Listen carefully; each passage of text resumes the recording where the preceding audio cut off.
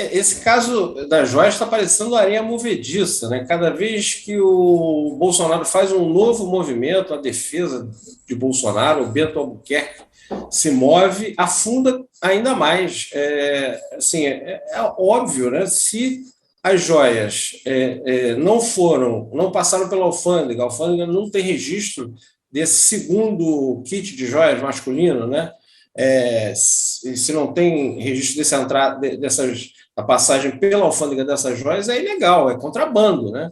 E quem trouxe, se foi realmente Bento Albuquerque, como o auditor ali questiona, um terceiro, seja lá quem for, fez aí foi um portador de um contrabando. E se Bolsonaro recebe e admite que recebeu essas joias, e está com elas, inclusive se oferece como se fosse generosíssimo, se oferece para colocar sob custódia do TCU essas joias, na verdade, ele receptou joias contrabandeadas, né? Isso é admitido. Acho que não tem como sair dessa equação. Não tem saída para o Bolsonaro. E me chama a atenção é que o ex-presidente até mudou de defesa. Então, assim, eu acho que é difícil, muito difícil o Bolsonaro sair dessa. Quero saber qual vai ser o próximo movimento. Fico curioso de saber qual vai ser o próximo movimento da defesa, tanto de Bolsonaro quanto de Bento Albuquerque, para sair dessa sinuca aí. Que hora nenhuma o Nicolas quis proteger o direito de nós mulheres, né? E que esse ataque contra as mulheres trans, contra as transvestis, é algo orquestrado pela extrema-direita internacional. Tanto que logo na sequência, Eduardo Bolsonaro soltou um vídeo falando de mulheres trans no esportes de alta performance, né? E eu quero vir aqui a indagar vocês que estão nos assistindo, que bolha é essa? Né? Se realmente existe uma competição, de certa forma, que não seja muito favorável a nós mulheres competir com uma mulher trans, né? Então que seja ali na bolha do atletismo, que seja ali na bolha do esporte de alta performance, que eu acho que, se eu não me engano, são 3 mulheres trans no mundo, né? E sendo que as mulheres trans da nossa sociedade, eu indago a você, Fabíola e Chico, quantas mulheres trans vocês conhecem? Quantas mulheres trans ocupam lugares de trabalho decentes, sendo que mais de 90% delas, o que resta para elas, para se alimentar, para sobreviver, é só a prostituição,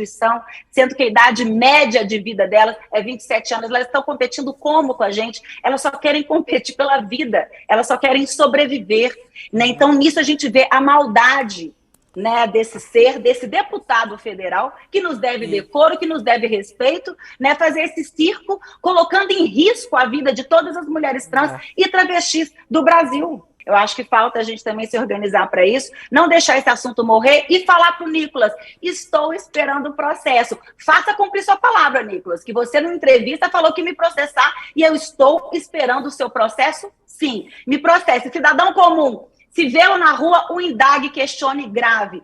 Se ele te processar, pode ter certeza que eu apoiarei juridicamente, financeiramente, do jeito que eu puder. Que é uma admissão de incompetência, né?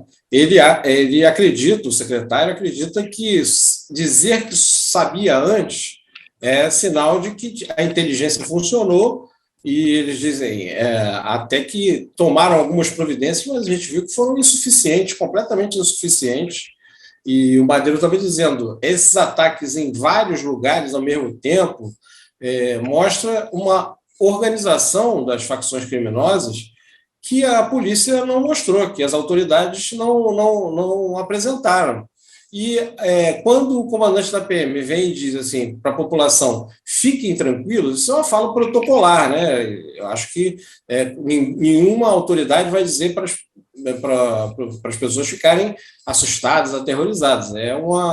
A ideia de passar segurança também evita pânico generalizado. Mas só falar isso não adianta, tem que atuar. E aí, se no momento em que fala isso, os ataques continuam, aí, na verdade, a próxima vez que ele aparecer, que o comandante aparecer nos meios de comunicação dizendo para as pessoas fiquem tranquilos, ele vai ter menos credibilidade. A cada vez que ele falar isso e os ataques continuarem, vai ter menos credibilidade. Então, assim, infelizmente é um modus operandi criminoso, esses ataques que a gente viu, que o Sudeste exportou para o Brasil, né, para os outros estados do Brasil. Rio, com Comando Vermelho, São Paulo, com PCC, exportaram esse modus operandi do tráfico, das facções criminosas, e lá no Rio Grande do Norte a gente está vendo ações que misturam os dois tipos de ação, do Comando Vermelho, que é mais desorganizado aqui no Rio, com o PCC, que tem uma organização que aí foi mostrada aí nessa ação de hoje, né? Então, que as autoridades também se organizem, porque só assim é que o povo do Rio Grande do Norte vai poder ficar tranquilo de verdade.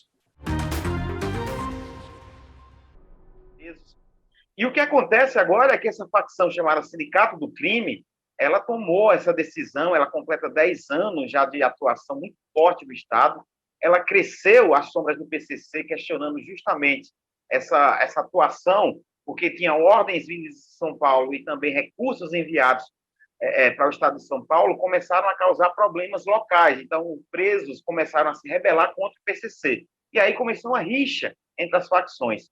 E nos últimos dias, como disse o secretário, houve algumas operações que resultaram em morte.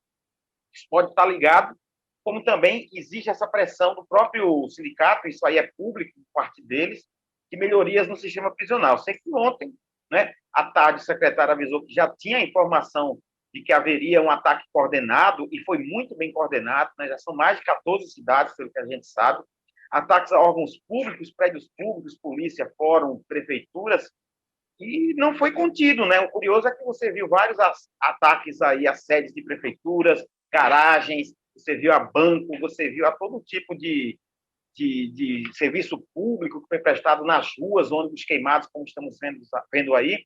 E quando o policial, aí, o comandante da polícia falava que a população poderia ficar tranquila, um novo ataque aconteceu em Parnamirim, agora há pouco, um micro-ônibus que faz a linha Natal-Parnamirim foi incendiado. E, segundo relatos aqui de testemunhas, a informação na periferia foi que quem denunciar vai morrer. Ou seja, há ainda sim um clima de tensão, não é verdade que está sob controle, ainda falta muita coisa para ficar sob controle, e esse não é o primeiro ataque que essa facção, que é muito violenta no Estado, pratica contra ônibus, especialmente de transporte público de Natal e da Grande Natal, mas dessa vez um leque de irradiação a 14 municípios mostra um grau de organização que, sinceramente, pegou a todos de surpresa. E a pergunta que fica é: se sabia por que não se protegeu os órgãos públicos, com tantas prefeituras atacadas, sede de fóruns, bancos, né, em cidades do interior? Qual